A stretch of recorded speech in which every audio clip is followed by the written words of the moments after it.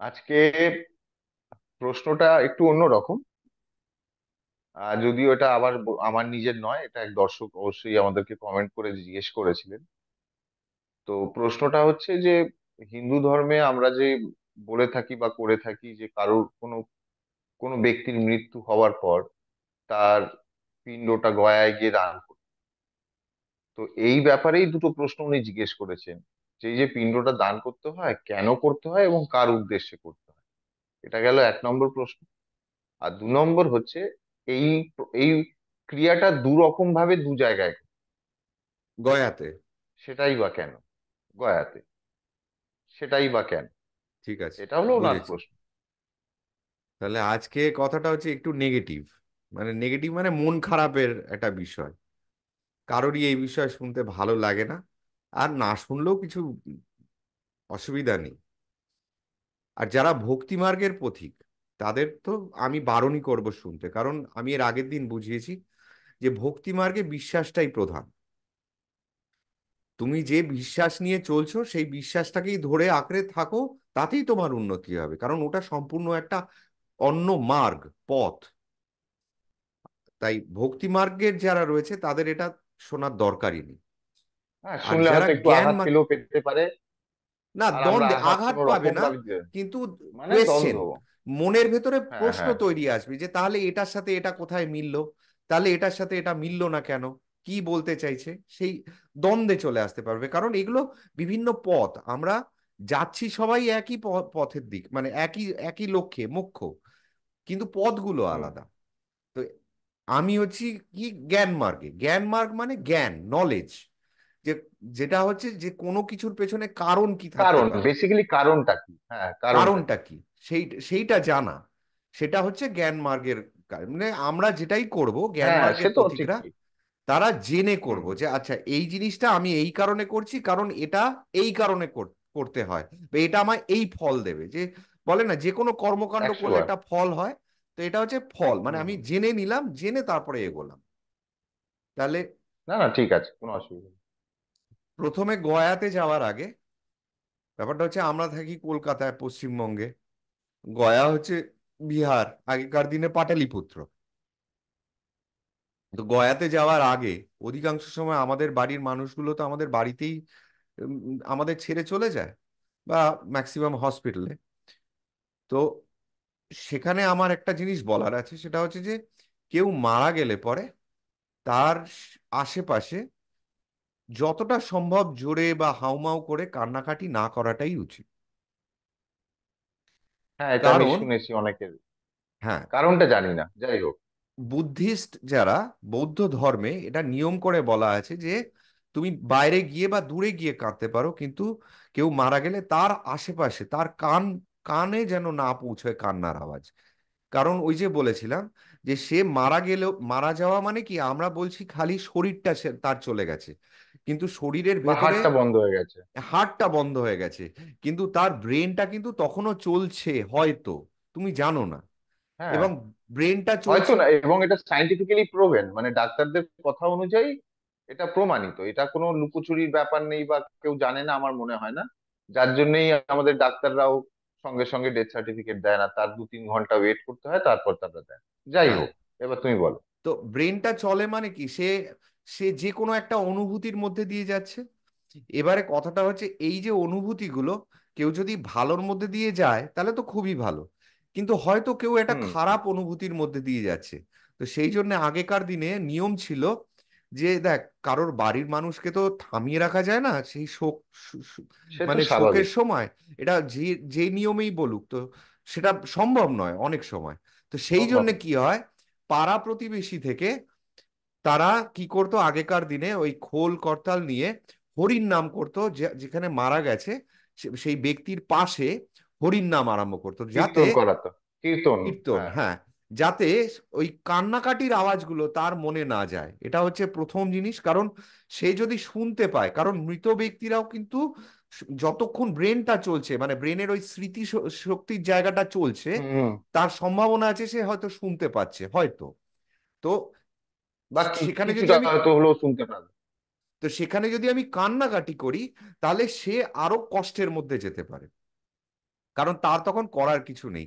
তো সেই জন্য তখন যদি তার কানে আমি কোনোভাবে হরির নামটা পৌঁছাতে পারি, তখন সে হরির পা ধরে ওই বলে না, একটু অমৃত, মানে একটু মধু দেওয়া ওই সময়, যে সে তখন ওই হরির নাম বা শঙ্খধ্বনি বা ওম, সে ওইটা ধরে কিন্তু খারাপ যে স্বপ্নটা, খারাপ স্বপ্নের যে খারাপ দিকটা বা খারাপ ভোগটা পার করে সে হয়তো ভালোর দিকে চলে যেতে পারে সেই মুহূর্তগুলোতে, সেই মুহূর্তে। তো সেই জন্য আমরা একদম। একদম বাড়ি থেকে আরম্ভ করে যতক্ষণ পর্যন্ত না শ্মশানে যাচ্ছি হরির নাম করতে করতে যেতাম। বা যার জন্য আজকেও আমরা ওই যে শবদেহ নিয়ে যাওয়ার সময় বলহরি বলতে বলতে যাই সবাই হুম। মিলে। তো এর পেছনে এটাই হচ্ছে কারণ। তো এটা আমার মনে হয় সকলের খুব জানাটা প্রয়োজন। একদিনে তো কোনো কিছুর প্রয়োজন। পরিবর্তন আসে না, কিন্তু ধীরে ধীরে ধীরে ধীরে লোকে যখন সায়েন্স, ডাক্তার এদের সাথে কথা বলবে, হয়তো তখন আমাদের সমাজ সচেতন হবে এই ব্যাপারগুলো। কারণ যে চলে যাচ্ছে, দেখ একটা হচ্ছে কান্না, সেটা হচ্ছে আমার জন্য, আমি যে কাঁদছি সেটা কিন্তু আমি নিজের জন্য কাঁদছি, যে আমি আমি তোমাকে আর পাবো না, আমি নিজের জন্য কাঁদছি। কিন্তু মৃত ব্যক্তিকে আমরা কি করছি, শ্রাদ্ধ, শ্রাদ্ধ কথাটা আসে কিসের থেকে জানিস? শ্রদ্ধা থেকে আসে। তখন কিন্তু আমি প্রধান নই, আমার যতই কষ্ট হোক। তখন কিন্তু যে ছেড়ে চলে যাচ্ছে, সেখানে কিন্তু যে যাচ্ছে সে প্রধান, আমি প্রধান নেই। আমি যতই আমার যতই কষ্ট হোক, আমি সেখানে নগণ্য, আমার কাঁদার সময় পাবো আমি। কিন্তু যে যাচ্ছে তার কাছে কিন্তু ওইটা একটা ফাইনাল মোমেন্ট। তো এই শ্রাদ্ধ কথাটা আসে হচ্ছে শ্রদ্ধা থেকে। শ্রদ্ধা মানে কি? ভক্তি ভাব ভালোবাসা, যে যাচ্ছে তার প্রতি আমি রেসপেক্ট দেখাচ্ছি, সম্মান দিচ্ছি। এটা খুব ভালো লাগলো, এটা এই কথাটা শুনে খুব ভালো লাগলো। মানে একদম মনকে ছুঁয়ে যাওয়ার মতো কথা। হ্যাঁ, তো এই শ্রদ্ধা, এই যে দেখ অনেকে বলে না যে আমি কেন চুল কাটবো, আমি কেন নতুন জামা, মানে আমাকে কেন ওই সাদা জামা কাপড় পরতে হবে, আমি সাদা জামা কাপড় না পরলে কি আমি বাবা, মানে আমার যে চলে গেছে কাছের লোক, বাবাকে আমি হুম ভালোবাসতাম হুম না? হুম হুম। তাদের যুক্তি খাটে, কিন্তু ওই যে বললাম যে এখানে আমি প্রধান নই, আমি নিয়মটা মানছি, কারণ এটা একটা শ্রাদ্ধের নিয়ম। আর শ্রাদ্ধ মানে শ্রদ্ধা, যে চলে গেছে তাকে শ্রদ্ধা সম্মান জানানোর জন্যে আমি নিয়মটা মানছি। আমার ইচ্ছে সেখানে কাজ করবে না, আমি সেখানে কেউ নই, আমি প্রধান নয় সেখানে। ওই যে বললাম যে যে যতক্ষণ আমি থাকবো, ততক্ষণ আমার আমার আমার হয়তো যুক্তি অনেক থাকবে, কিন্তু শান্তিটা পাবো না। তো সেই জন্যেই শ্রদ্ধাতে, মানে এই শ্রাদ্ধের কাজে আমিটাকে ত্যাগ করতে শেখায়। এই যে চুল ফেলে দেওয়া, দেখ আমরা পৈতের সময় চুল ফেলি, আমরা আহ বাবা মা মারা গেলে পরে চুল ফেলি, ঠিক আছে, আমরা আহ, উম, বিভিন্ন সময়, দীক্ষার সময় চুল ফেলি, আমরা মুখে ভাতের সময় দেখবি চুল ফেলি। এইগুলো হচ্ছে আমাদের, এই যে তুই বলেছিলি একদিন আমরা কথা বলছিলাম, পূর্ব জন্ম, এগুলো হচ্ছে এক একটা ধাপ, নতুন জন্ম। মুখে ভাত হলো, চুল ফেলে দিল, তার মানে নতুন জন্ম হলো, ঠিক আছে। আবার দেখ, যখন দীক্ষা হলো, তার একটা নতুন জন্ম হলো, সে আর আগের মানুষটা থাকলো না, ঠিক আছে। পৈতে নিল, মানে সে এবারে পাঠশালায় যাবে, বেদ পড়বে, বা তোর, মানে এটা পুরো লজিক্যাল একদম, মানে কথাগুলো একদম মানে কি বলবো, সম্পূর্ণ লজিক্যাল। মানে এইখানে কি সুন্দর দুয়ে দুয়ে চার হয়ে যাবে। হ্যাঁ। তো এই যে চুল ফেলা ব্যাপারটা, আমি যতবার জীবনে চুল ফেলছি, ততবার আমার একটা করে নতুন জন্ম হচ্ছে, এটাই। এবারে শুভ কাজে অনেক আচ্ছা। সময় হয় না, আ- যেরকম বিয়েতে চুল ফেলা আমি। হয় না, এই কারণে, কারণ ওটা হ্যাঁ। একটা শুভ কাজ, ওটা অন্যভাবে হয়, ওখানে আগুনকে সাক্ষী রেখে আমরা একটা জিনিস, একটা প্রতিজ্ঞা নিই, সেটাও আমাদের জন্ম, এবং সেটা আমরা আগুনকে সাক্ষী রেখে করছি। হ্যাঁ, বল, প্রশ্নটা বল। তুমি যে এই সাদা বস্ত্রের কথাই বললে, এই সাদা বস্ত্র নিয়ে আমি অনেক তর্ক বিতর্ক শুনেছি। মানে আমার সামনে সাদা হয়েছে, বস্ত্র, আমি তার দেখ মধ্যে সাদা বস্ত্র কার? যেটা শ্বেত যেটা ফুল, বলা দেখ, হয় কাঁচা। না আমরা কাছা বলি, ঠিক আছে, কারণ ধুতিতে কাছা দিয়ে পড়তে হয়। আগেকার দিনে হুম যখন এই নিয়মগুলো সৃষ্টি হয়েছিল, তখন তো আর হাফ প্যান্ট আর ফুল প্যান্ট ছিল না, এবং আমাদের বৈদিক নিয়মে কাছাটাই ছিল, মানে ধুতি ছিল। এবং ধুতিও তুমি হুম হুম। লুঙ্গির মতন পরতে পারবে না, কাছা দিয়ে পরতে হবে। কাছারও পেছনে কিন্তু যুক্তি আছে, যাতে হাইড্রোসিল না হয়ে যায়। ঠিক আছে, ছেলেরা যখন মানে আন্ডার প্যান্ট না পরে যদি সাইকেল চালায়, তাদের হাইড্রোসিল রোগ হতে পারে। সেই জন্য কাছাটা বা ল্যাঙ্গরটা খুব দরকারি। তো কাছাটা সেই জন্যে খুব ইম্পর্টেন্ট। তো সেইখান থেকে আমরা চলতি ভাষায় কাছা পড়তে হবে, কাছা নিতে হবে বলি। কিন্তু কথাটা হচ্ছে সাদা। এবারে সাদা শ্বেত, তুই শ্বেত কাকে পাচ্ছিস? বিষ্ণুকে পাচ্ছিস। হরি, হরি বল, নারায়ণ বল, বিষ্ণু বল, কৃষ্ণ বল, এগুলো সব হচ্ছে শ্বেত বস্ত্র। ভালোবাসে এরা। যদিও কৃষ্ণ হলুদ ফুলকেও ভালোবাসে, কিন্তু মানে যদি বৈষ্ণব সম্প্রদায়ে যাস, যেরকম তুই একটু আগে প্রশ্ন করলি না, গয়াতে দু জায়গায় দু নিয়মে পুজো দিতে দু হয় রকম বা ব্যাপার। দু রকম ভাবে, তার মধ্যে হুম একটা হচ্ছে বিষ্ণু পদ বলা হয়, মানে যেখানে বিষ্ণুর পায়ের চিহ্ন, পদচিহ্ন রয়েছে। ঠিক আছে, তাহলে আমরা এই যে শ্রাদ্ধের সময় আমরা শ্বেত বস্ত্র ধারণ করছি, ওটা কাকে সিগনিফাই করছে? ওটা হচ্ছে বিষ্ণুকে সিগনিফাই করছে। আর বিষ্ণু, আমরা খাবারে ডিসকাস করেছি যে সেখানে আদা পেঁয়াজ সেটাও বারণ, মানে সম্পূর্ণরূপে সাত্ত্বিক। হুম ঠিক হুম আছে, তো শ্বেত বস্ত্রটা সাত্ত্বিক বোঝায়।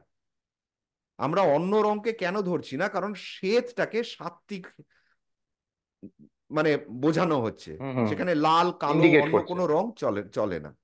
এবারে দেখ, যার যে মারা গেছে সে যে হবিষ্যি রান্না করে খাচ্ছে, সেই খাদ্যটা হুম প্রথম কথা হচ্ছে নিজেকে তৈরি করতে হবে। নিজেকে এই কারণে তৈরি করতে হবে, মানে তোমার দায়িত্বটা তুমি এখন থেকে নিতে শেখো। এক।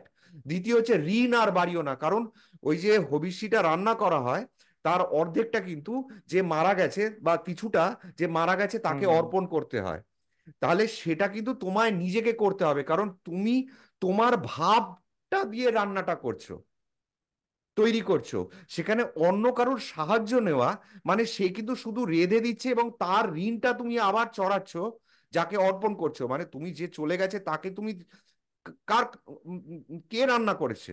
যে রান্না করছে তার প্রতি তো যে চলে গেছে তার ঋণটা বাড়লো। হুম হুম। সেই ঋণটা বাড়তে দেয় না, সেই জন্য নিজেকে করতে হয়। নিয়মগুলো বোঝ। হবিষ্যিটা যার জন্য নিজেকে করতে হয়, কারণ আমি ধর আমার বাবাকে হবিষ্যি রান্না করে দিচ্ছি, এখানে অন্য কেউ করতে পারবে না। এই কারণে, কারণ যদি অন্য কেউ করে দেয় তাহলে আমার বাবা সেই ব্যক্তির কাছে ঋণী হয়ে যাচ্ছে। ঋণী হয়ে যাবে। এটা এক। দুই, তার মানসিকতা, তার হয়তো ভাল লাগছে না, তার হয়তো কোমর ব্যথা করছে, তার বিরক্ত লাগছে, হয়তো মুখে কিছু বলছে না, বা সে হয়তো অন্য কোনো মনে রয়েছে, বা সে হয়তো নিয়ম আচার মানছে না। সেই জন্য অন্য কেউ নয়, তুমি নিজে করো। তো অনেকগুলো কারণে আমরা এগুলো করি। তো যাই হোক, এইবারে চলে আসা যাক, এই যে শ্বেত বস্ত্র বোঝালাম।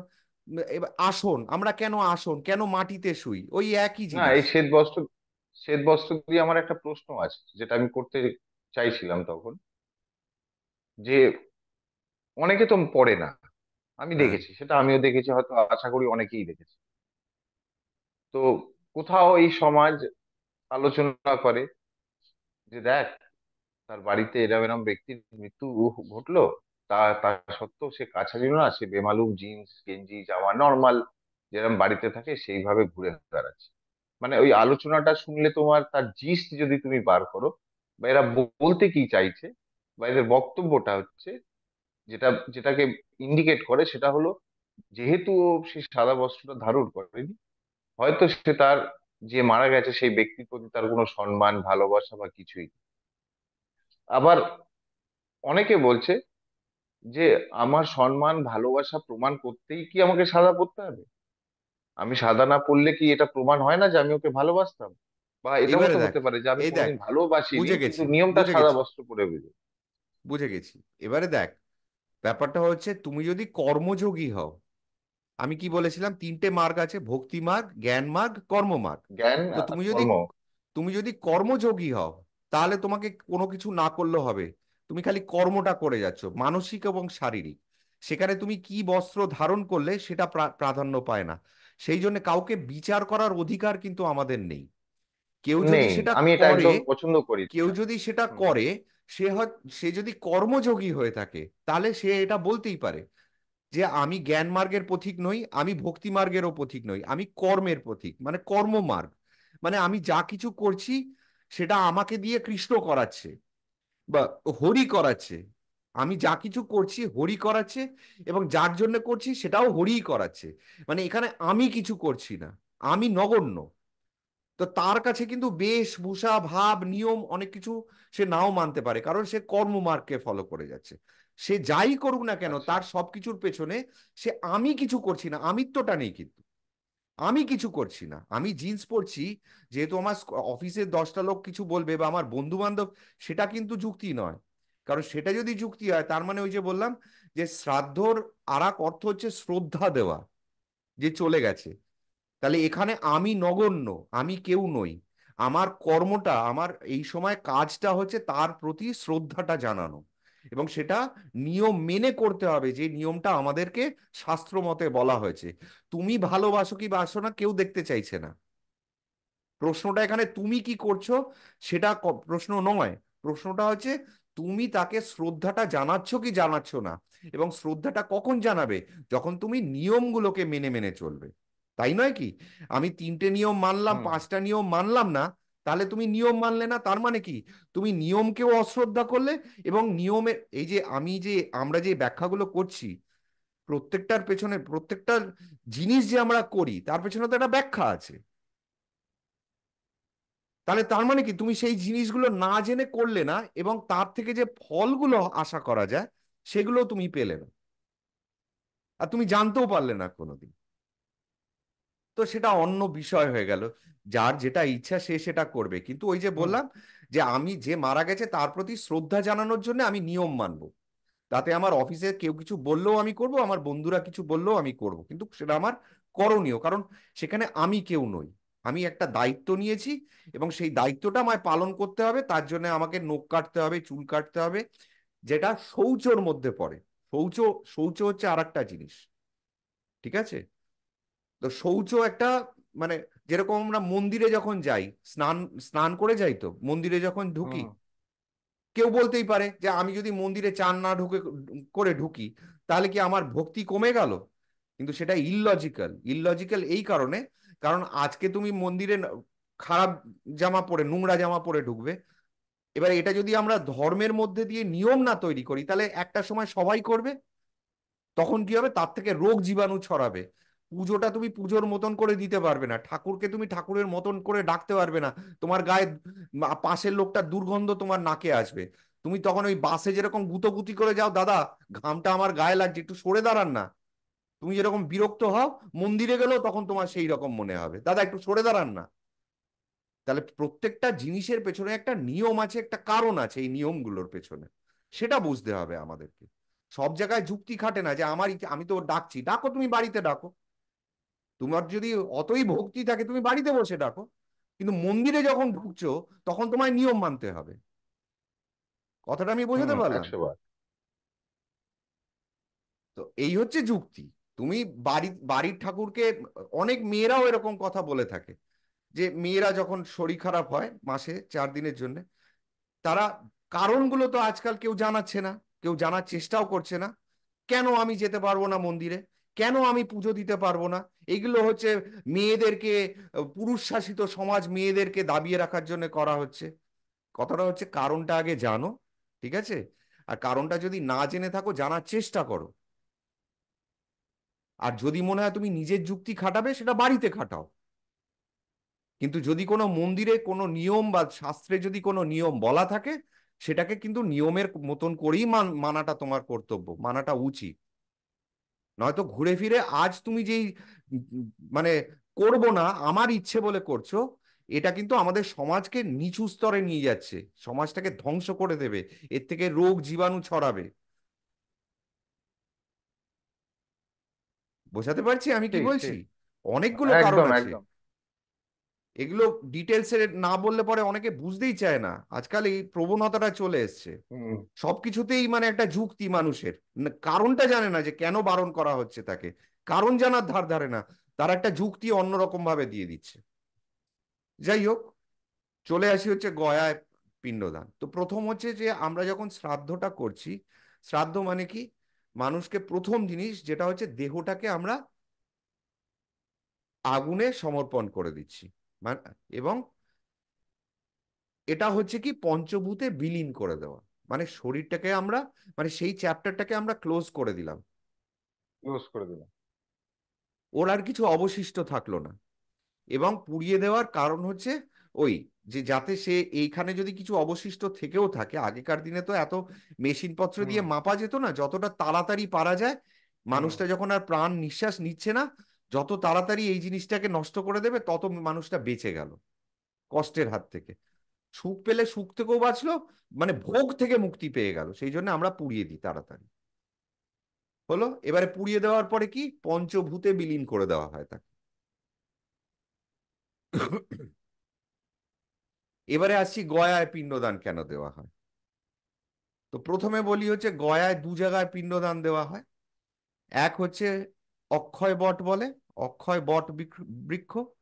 এবং আরেকটা হচ্ছে বিষ্ণুপদ, মানে যেখানে ভগবান শ্রী বিষ্ণুর পায়ের চিহ্ন আছে বলে ধরে নেওয়া হয়।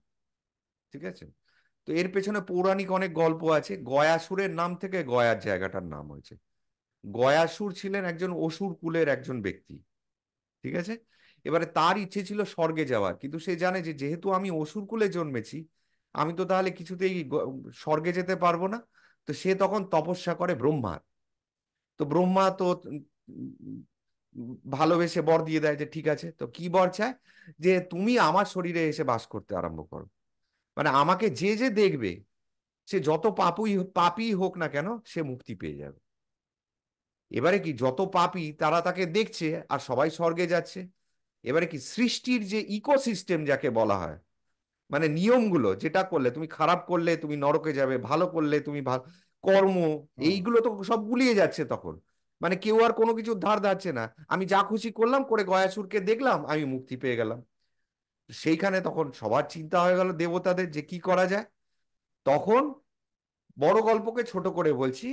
বিষ্ণু, ব্রহ্মা তখন বলে যে আমি গয়াসুর, তুমি শুয়ে পড়ো, তোমার পিঠের ওপরে আমি বসে তপস্যা করব। গয়াসুর বলে ঠিক আছে, ভালো কথা, তপস্যা হবে।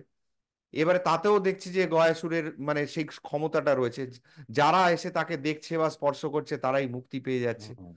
তো এর তো কিছু করা যাচ্ছে না। তখন সব দেবতারা আবার যায় বিষ্ণুর কাছে, যে এ তো কিছুতেই মানে পাতালের প্রবেশ করাতে পারছি না, মানে আমরা যেটা চাইছি সেটা তো হচ্ছে না। তখন বিষ্ণু এসে গয়াসুরের পিঠের ওপরে নিজের পা রাখে। ঠিক আছে। তো সেইটাকে বলা হয় বিষ্ণু পদচিহ্ন। এবং সেখানে বিষ্ণু বরদান দেয়, গয়াসুর মারা যাওয়ার সময় আর কি বুন চায়, কারণ সে তো সৎ আত্মা। তো সে তখন বিষ্ণুর কাছে বর চায়। বিষ্ণু যে আমি চলে যাচ্ছি, কিন্তু যদি কেউ আমাকে আমার এখানে যদি কেউ পিণ্ডদান করে তার যেন মুক্তি হয়।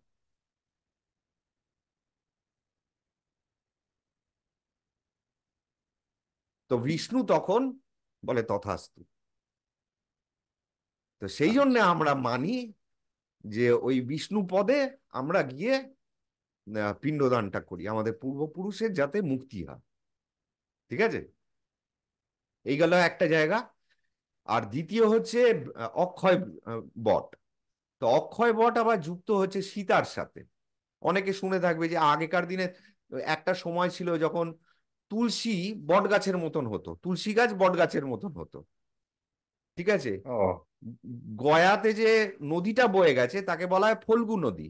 সেটা কিন্তু গঙ্গা নয়, ফল্গু নদী। তো ফল্গু নদীতে সীতার অভিশাপে তুলসী গাছ বটবৃক্ষর মতন সাইজ থেকে আজকাল ছোট্ট হয়ে গেছে। এটা পৌরাণিক গল্পে আছে। বা সীতার অভিশাপে ফল্গু নদীতে কোনোদিন জল পাওয়া যেত না।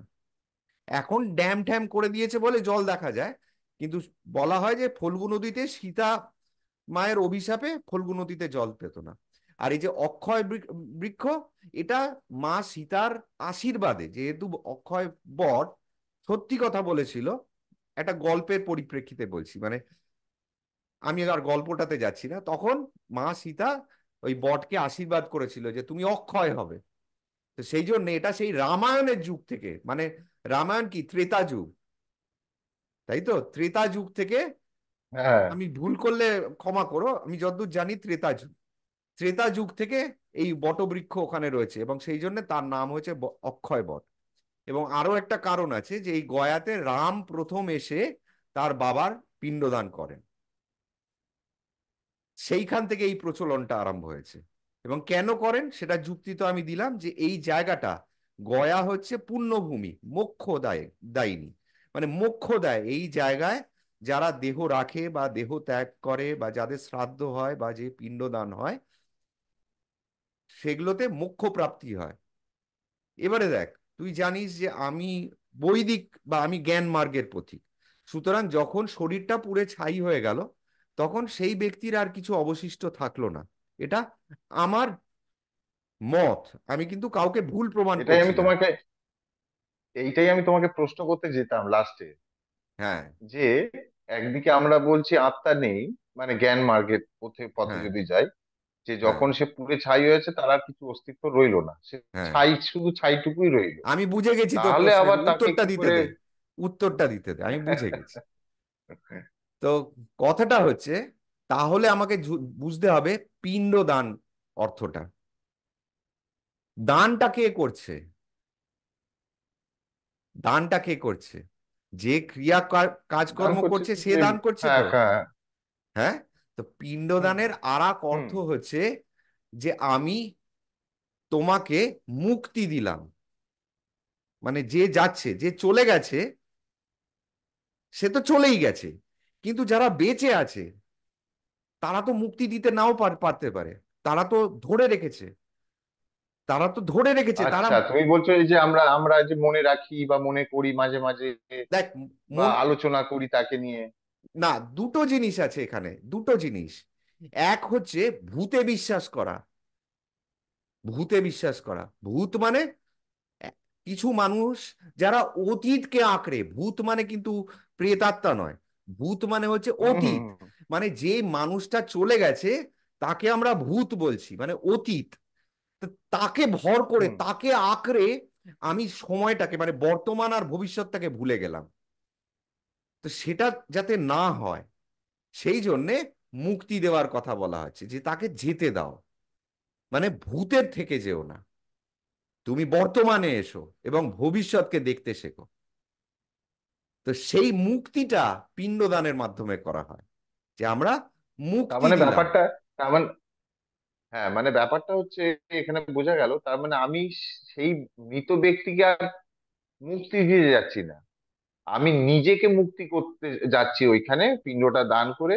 যে যে আমি যেহেতু সে যে মারা গেছে তার, তাকে নিয়ে তার দুঃখ, তার ভালোবাসা, তার আনন্দকে আঁকড়ে যে ধরে বেঁচেছিলাম, বা প্রতি পদক্ষেপে তার কথা ভাবছিলাম, এই করতে গিয়ে আমার বাস্তব জীবনে আমি আমার মানে বর্তমানটাকেও মানে ঠিকভাবে পরিচালনা করতে পারছি না, এবং অবশ্যই ভবিষ্যৎ দেখতে পাচ্ছি না।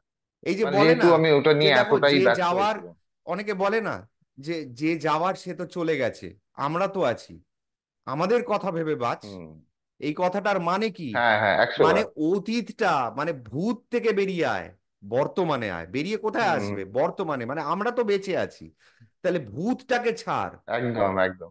মানে নিজেকে মুক্ত কর, বা তাদেরকে মুক্তি দে। নিজের হৃদয়, হৃদয়ে যে বন্ধন বন্ধ করে রেখেছিস, সেখান থেকে মুক্তি দে। কিন্তু দেখ, বাহ, আবার কি বলছে, দারুণ দারুণ। হুম। এবারে আর একটা দিক দেখ, মুক্তি দাও মানে ভুলে যেতে বলছে না কিন্তু, ভূতকাল থেকে বেরিয়ে আসতে বলছে। এবারে কি করে বুঝবো যে তাকে ভুলে যেতে বলছে না? সেই জন্য হচ্ছে আমাদের তর্পণ। আমাদের যে পিতৃপক্ষতে যে আমরা তর্পণ করি, তর্পণে আমরা কি করি? আরে মনে বাবা, করি, যাতে আমরা ভুলে না মানে যাই। বছরে একবারই? হ্যাঁ হ্যাঁ হ্যাঁ না, হ্যাঁ। দেখ, এখন বছরে একবার নিয়ম হয়েছে, কিন্তু এটার অ্যাকচুয়াল নিয়ম হচ্ছে পুরো পিতৃপক্ষতে আমাদের তর্পণ করাটাই নিয়ম। ওই পিতৃপক্ষর পুরো সময়টা 45 দিন, ওই পুরো আচ্ছা। পিতৃপক্ষের 45 দিন আমি যতদূর জানি আমাদের তর্পণ করাটা নিয়ম। কিন্তু এখন লোকে মন্ত্র জানে না, মন্ত্র শিখতেও, আমিও তো জানি না, প্লাস সময়েরও আমিও অভাব, পারি না।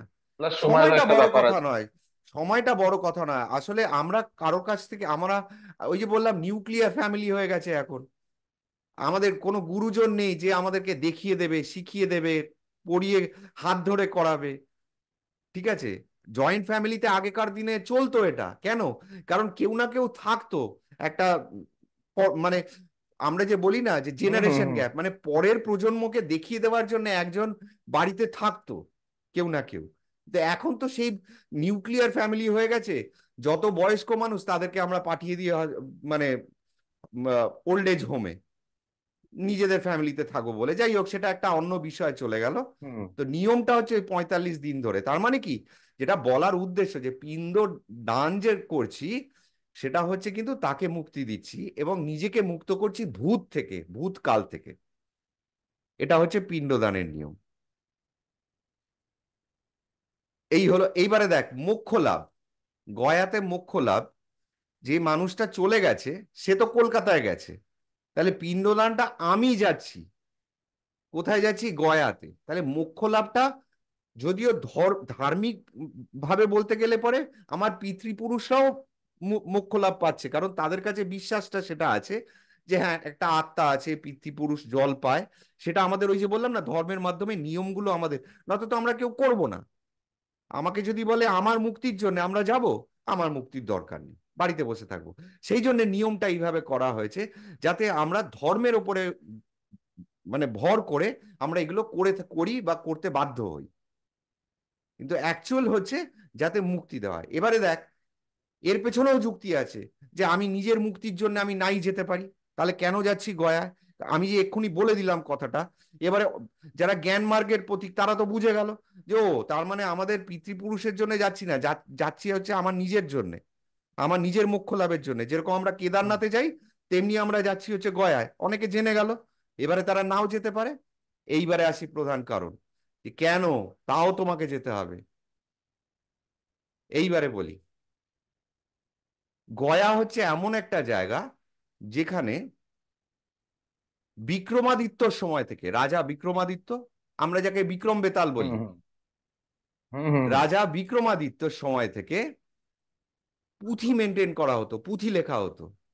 তখনও তো ভোজপত্র দিয়ে, তখন তো কাগজ ছিল না, ভোজপত্রে লেখা হুম হতো। হুম হুম তো এখন কাগজে হয়ে গেছে। এবার এখানে কি লেখা হতো, কেন এত ইম্পর্টেন্ট? এইখানে তোমার বংশের পরিচিতি লেখা হতো। যে আমরা যেরকম এখন তোকে যদি কেউ বলে যে তুই লাস্ট 14 পুরুষের নাম বল, বলতে পারবি? জানি না। না, 7 পুরুষের নাম বল, তাও আমাদের খুব পারবো না।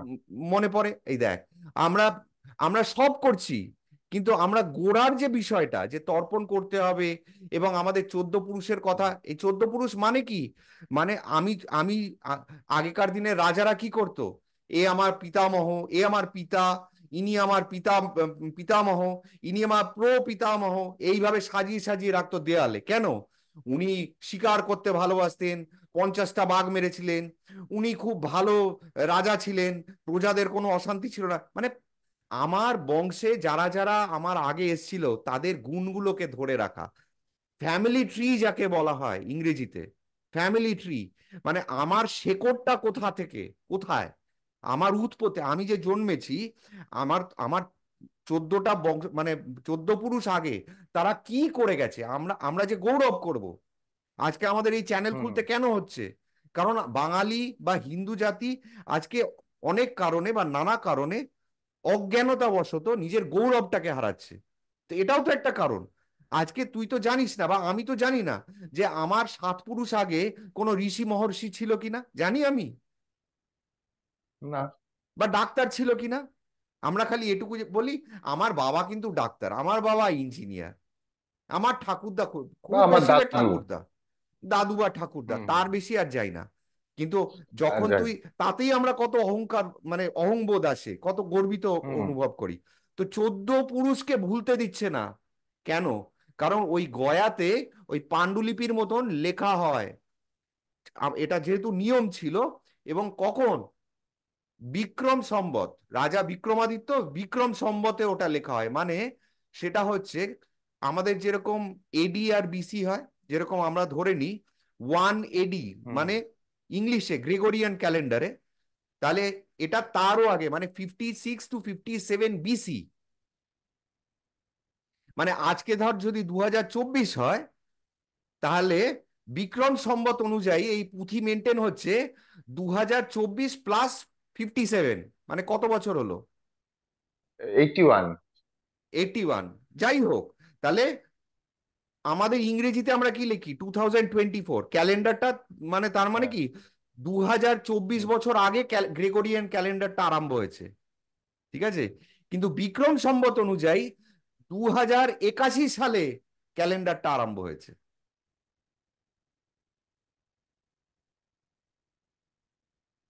বুঝলাম না। 2081 সালে আরম্ভ হয়েছে, এখন তো 2024 চলছে। 2024 তোর কি গ্রেগরিয়ান ক্যালেন্ডার, ইংরেজি ক্যালেন্ডার। হ্যাঁ। ঠিক আছে, ইংরেজি যে ক্যালেন্ডারটা দেখি তাকে বলা হয় গ্রেগরিয়ান ক্যালেন্ডার। তার আগে সেটা ছিল জুলিয়ান জুলিয়ান ক্যালেন্ডার, জুলিয়ান ক্যালেন্ডারকে সরিয়ে গ্রেগরিয়ান ক্যালেন্ডার এসছে। আমরা যে গ্রেগরিয়ান ক্যালেন্ডারটা ধরি সেখানে তো এডি আর বিসি হয়। বিসি মানে কি বিফোর ক্রাইস্ট, মানে হুম হুম যীশু হুম। খ্রিস্ট জন্মাবার আগে। আর আরেকটা হচ্ছে অ্যানোডমিনি, মানে যীশু খ্রিস্ট জন্মানোর পরে, তাই তো? তাহলে আমরা হ্যাঁ। এক সালকে কি ধরবো ইংরেজি ক্যালেন্ডারের? এক সালকে কি ধরছি, যীশু খ্রিস্ট জন্মেছে সেই সালে। একটা হচ্ছে তার আগে, একটা হচ্ছে তার পরে। তাহলে আমাদের এক সাল হুম হচ্ছে গ্রেগরিয়ান ক্যালেন্ডারের প্রথম বছর। হুম। এবং চলতে চলতে চলতে চলতে আজকে গিয়ে সেটা 2024 বছর হয়েছে। তাহলে আমি যেটা বলছি, বিক্রম সম্বতটা তারও 56-57 বছর আগে সৃষ্টি হয়েছে। যীশুখ্রিস্ট জন্মানোর 56 থেকে 57 বছর আগে সৃষ্টি হয়েছে। তাহলে আজকে সেই ক্যালেন্ডারটার বয়স কত হলো? তাহলে 2024 যদি ইংরেজিতে হয় প্লাস 56-57 বছর, মানে 2080-81 বছর হলো। 2081। তাহলে 2081 বছর ধরে এই এই এই পরম্পরাটা চলে আসছে, পরম্পরা বা এই ক্যালেন্ডার, এই পুঁথি আচ্ছা। লেখার অভ্যেস। ঠিক আছে, বিক্রম সম্বত। এবারে বিক্রম সম্বত কেন? কারণ তার আগে যে রাজা ছিল তার অন্য ক্যালেন্ডার ছিল। যেরকম তুই যদি গোড়ায় যেতে চাস, দেখ এখান থেকে আর একটা বিষয় আসছে, কত ভাবে জ্ঞান ছড়ানো ছেটানো রয়েছে, প্রত্যেকটার পেছনে ক্লু। যার জ্ঞান মার্গের পথিক সে তখন ভাববে যে তাহলে ক্যালেন্ডার কত পুরনো, কে আবিষ্কার করেছিল, কারা করেছিল। তখন যাবি যে গর্ব করবি যে জানো বৈদিক ক্যালেন্ডার সব থেকে পুরনো, এবং সেটা কত, আজ থেকে 6500 বছর আগে, তারও আগে বৈদিক ক্যালেন্ডার প্রথমে লেখা হয়েছিল, আজ থেকে 6500 বছরেরও আগে। তাহলে সুভাষ কাক একজনের নাম, ওনার রিসার্চ অনুযায়ী বৈদিক ক্যালেন্ডার আজ থেকে 6500 বছর আগে তৈরি হয়েছে, তারও আগে। তাহলে আমাদের সভ্যতাটা কতটা উন্নত ছিল। এবং এটা দেখ, আজকে প্রচুর এই যে জুলিয়ান ক্যালেন্ডার, সেটা খালি সূর্যের ওপরে বেস করে হয়, সূর্যের ঘোরাফেরা, ঠিক আছে, তার উপরে। ঠিক আছে, বা ইসলামিক ক্যালেন্ডার, সেটা চাঁদকে প্রায়োরিটি দিয়ে, মানে চন্দ্রবংশীয় যাকে বলতে পারিস।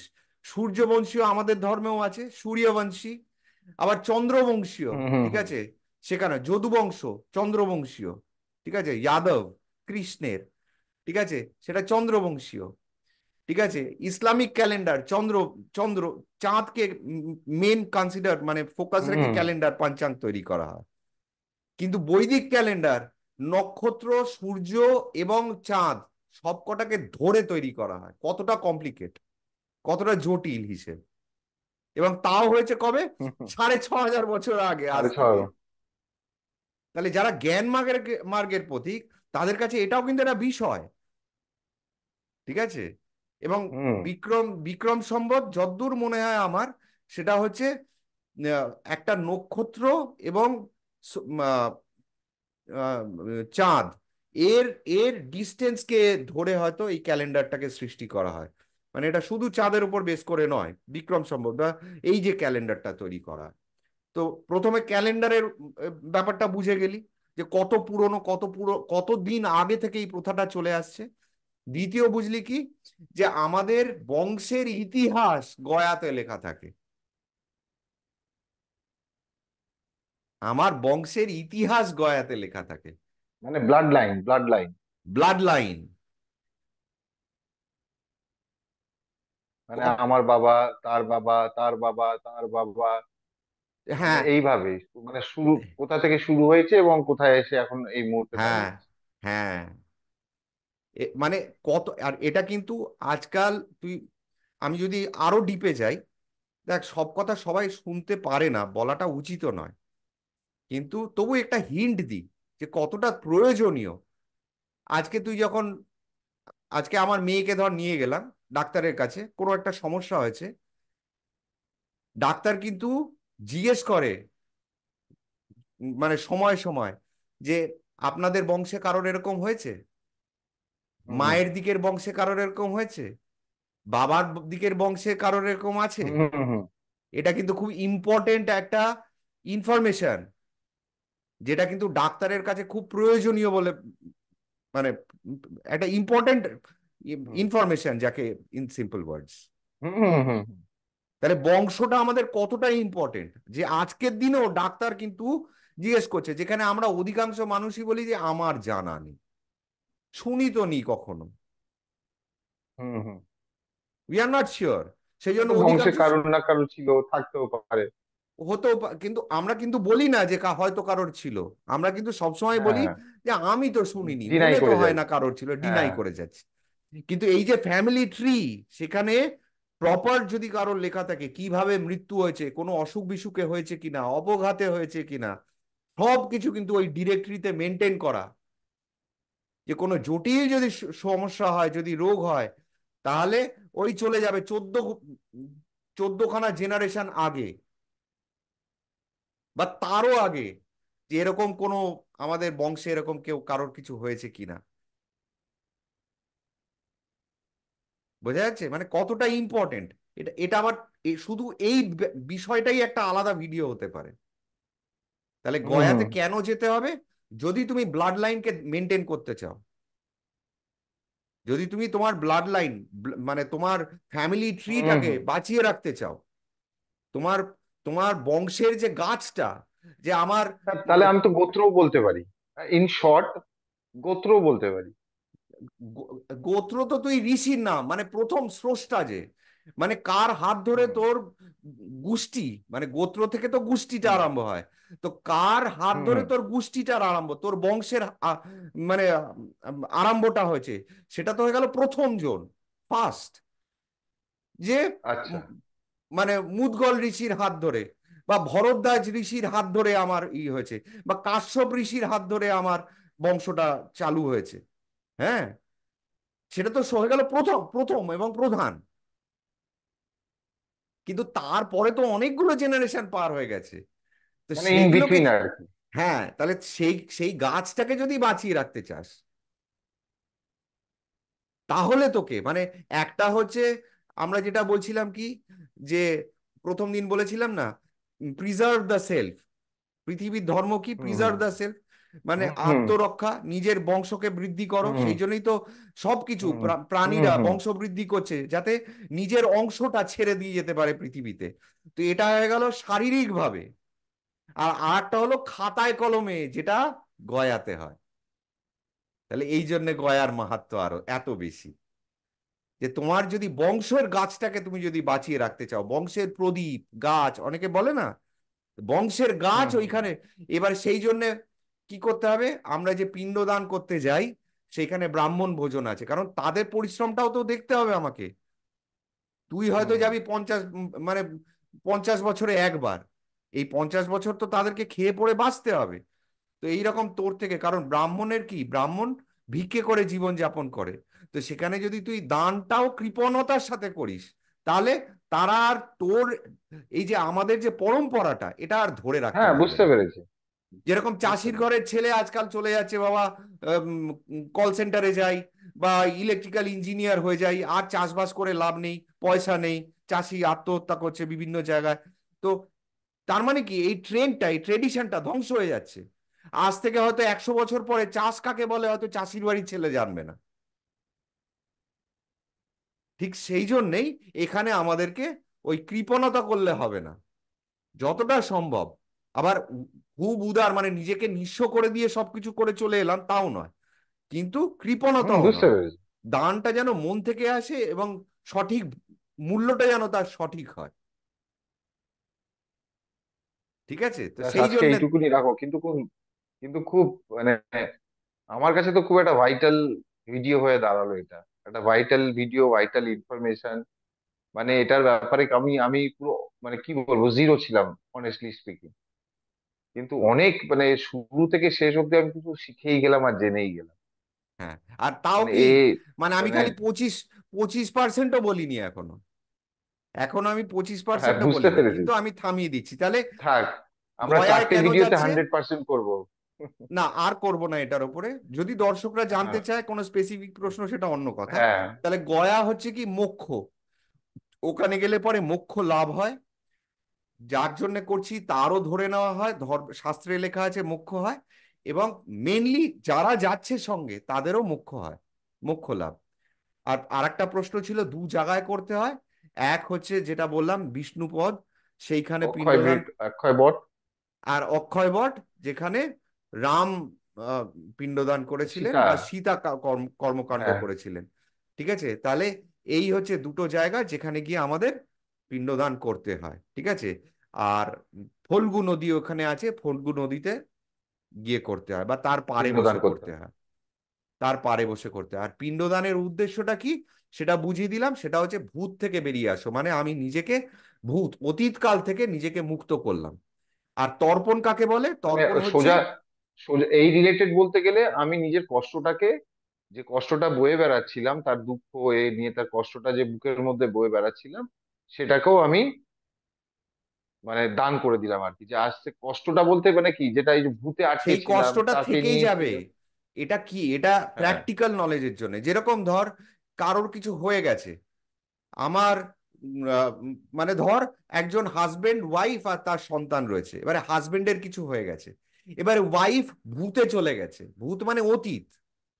তাহলে হুম, অতীতে যদি ওয়াইফ বাঁচতে থাকে, সেই মহিলা থাকতে আরম্ভ করে, তাহলে সন্তানটাকে কে মানুষ করবে? সন্তানটাকে কে খাওয়াবে? হুম, হুম। শিশুটাকে কে বাঁচাবে?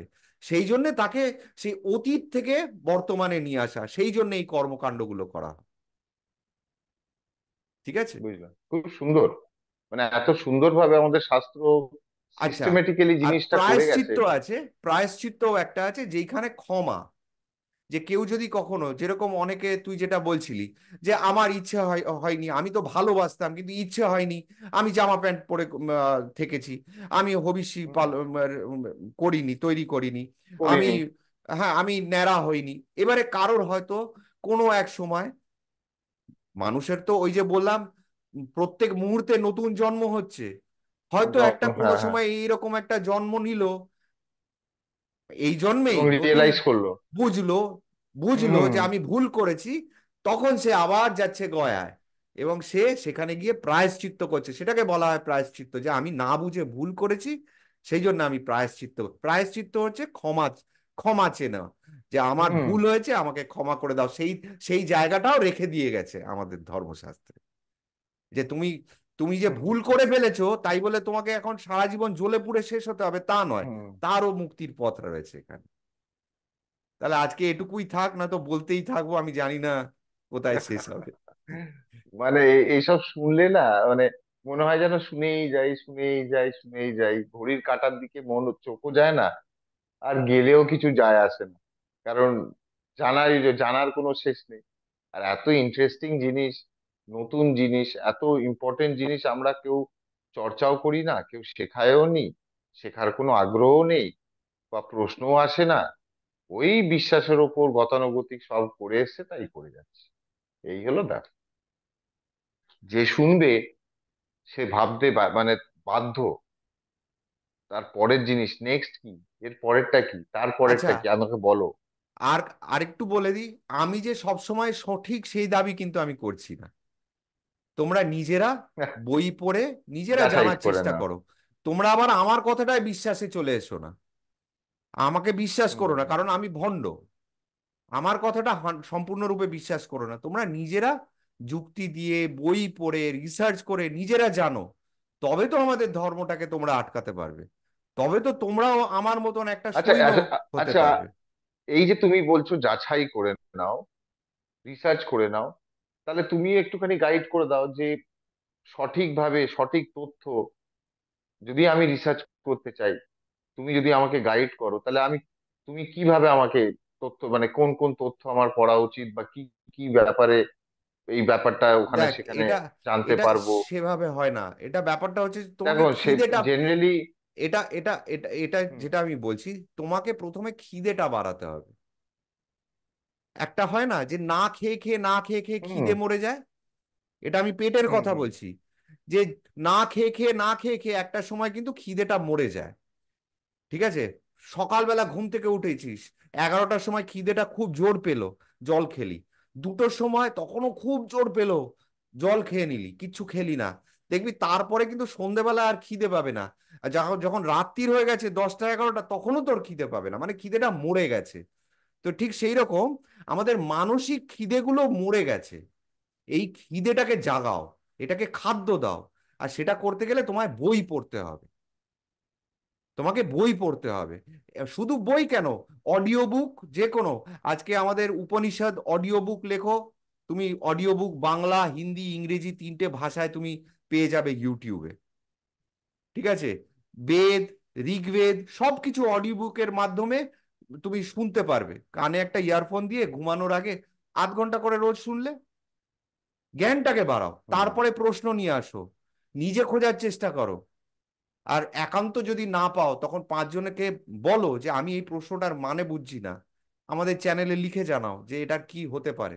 যদি জানা থাকে আমরা চেষ্টা করব, কিন্তু খিদেটাকে আগে বাড়াতে হবে।